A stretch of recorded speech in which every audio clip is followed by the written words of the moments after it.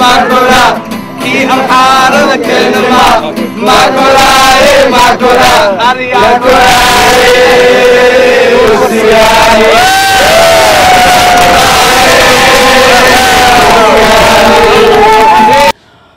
dibadbaxa Soomaalida hore ayaa yimid kadib markii shalay uu xilkii ra'iisul wasaarnimo isaga daadegay Maxamed Cabdilaahi Farmaajo waxaana dadkani ay muujinayeen sida ay uga soo horjeedaan faragelinta shisheeye ee lagu sameeyo arrimaha Soomaaliya iyadoo dhinaca kalena dadweynahaasi ay muujiyeen sida ay uga soo horjeedaan heshiiska ay kala saxeexdeen madaxweyne Sheekh Shariif Sheekh Axmed ee gudoomiyaha baarlamaanka kaasi oo ahaa mid ka meesha ka saaraya xukuumadii tay loo bixiyay oo hogaaminaya Farmaajo doonayna shisheeye doonayna gumaysi doonayna heshiiska Kampala iyo yara kala badan ayaa halkaas looga dhawaaqayay waxaana dadkaasi ka muuqatay wajiyadooda sida ay u diidan yihiin dhammaan heshiiskii Kampala iyagoo dhinaca kalena sheegay inaysan marnaba aqbalaynin in baarlamaanka Soomaaliya loo diido xaruntu ay ku shiri lahaayeen taasi oo sababtay in shalay baarlamaanka ay ku shiraan afaafka hore ee xarunta baarlamaanka dadweynaha Soomaaliyeed ee reer Holan iyagu dibadbaxan dhigaya ayaa waxay socodkooda ka soo bilaabeen xarunta tareenada laga raacay magaalada Hague iyagoo ugu dambeyntii socodkooda ku tagay iridda hore ee daarta weyn ee wasaaradda arrimaha dibadda ee wadanka Holan halkaas oo ay ku soo bandhigayeen dareenkooda xaaladda dalka Soomaaliya iyo sidaysan uga daadegaynin heshiiska Kampala dhinaca kale waxay dadkani iska soo xuleen Marwo Xamse Xuseen Hannoolaato iyo sidoo kale Ali Yaxya kuwaas oo warqad ka hadlaysa diidmada dadka Soomaaliyeed halkaas ugu soo banaabaxay gacanta u galiyay mas'uul dawladda Holan u qaabilsan arrimaha geeska Afrika gaar ahaan Soomaaliya kaas oo sheegay markii uu la kulmay Soomaalida mas'uulka ka ahayd Soomaalida kale ay ku banaabaxaysa halkaasi inaysan dawladda Holan ka warqabin heshiiska Kampala balse gadaal looga soo gudbiyay isagoo dhinaca kalena u ballan qaaday Soomaalidaasi inay cabashadooda u gudbin doono shirka baarlamaanada Yurub ee dhawaan ka dhici doona magaalada Brussels ee wadanka Belgium waa kuwan dadkii Soomaaliyeed ee dareenkooda halkaasi ku muujiyay iyadoo dalkii halkaasi isugu soo baxayna ay amaankooda si weyn u ilaalinayeen ciidamo si gaar loogu talagalay inay ilaaliyaan dibadbaxaasi baarlamaanka darxumada lagu sameeyay oo laga xirtay maxay taxafiiskoodii laga xirtay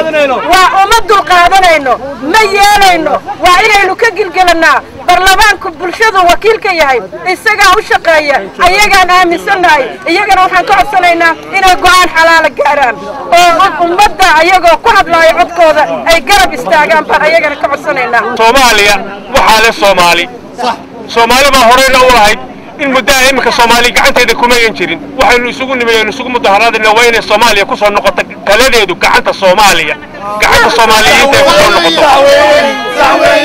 ragga Soomaaliyeed hadday maamulka wax ka bedeli waayaan Soomaaliya ka saari waayaan Soomaaliyeed oo wax baratay oo mutacallimada gabar Soomaaliyeed baanu dooranaynaa in yar baanu disay hal sanaanu disinay suuradan waxa ku sawiran waan arkaysiin islaan iyo laba caruur ah oo gaajaysan dhinaca kalena hooyo kale ku sawiran oo iyadana ilmaheedii baahan yihiin ummadan ha loo naxariisto meel walbaan ka naadinaa erayadan ummadan Soomaaliyeed ee baahan Sheekh Shariif waan arkaysan xalayto uu ka xumo aslaada Farmaajo waad ogeydeen waa la khasbay lacagta la diga goynayaa baa la yiri lacagtaas lagu gumaystaa wadankii lacagta aan iska qarno ma doonayno marna doona shisheeye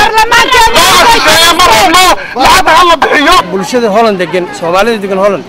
waxay sii wadi doontaa bannaanbaxan ma aha mid halkan kaliya ku ekaanay laakiin waxaan gaarsiin doonaa ilaa maxkamadan dambiyada dagaalka la horgeeyo dadkan tacdiidada dambiyada markasta ku sameeyna dadkii barakiciyay xaqooda dhumiyay baabi'iyay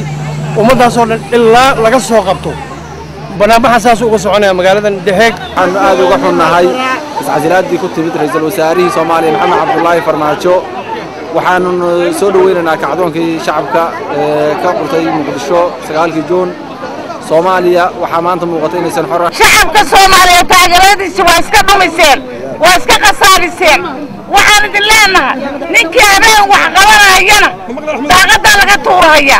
gumaysi raaca lagu dooni maayo sida ay wax u dhaceen iyo sida hadda wax loo sameeyay waanu ka xunnahay sababtoo ah gadaal baan laga soo wargeliyay buu yiri annagana qarash badan baan ku bixinaa oo uu ka mid yahay balasinka adinka aad bixisaan marka waxay yiraahdeen ogaada waan idinka qaadanay petitionka waa mahadsantihiin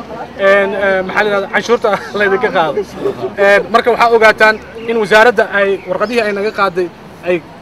akhrin doonaan oo ay daraasaad doonaan kadibna waxay tagi doonaan Brussels oo ay ka sheegi doonaan macnaha shucuurta Soomaalida Holland degan oo ay ka hadli doonaan Abdiweli Ibrahim Gareere Universal TV Hague Holland.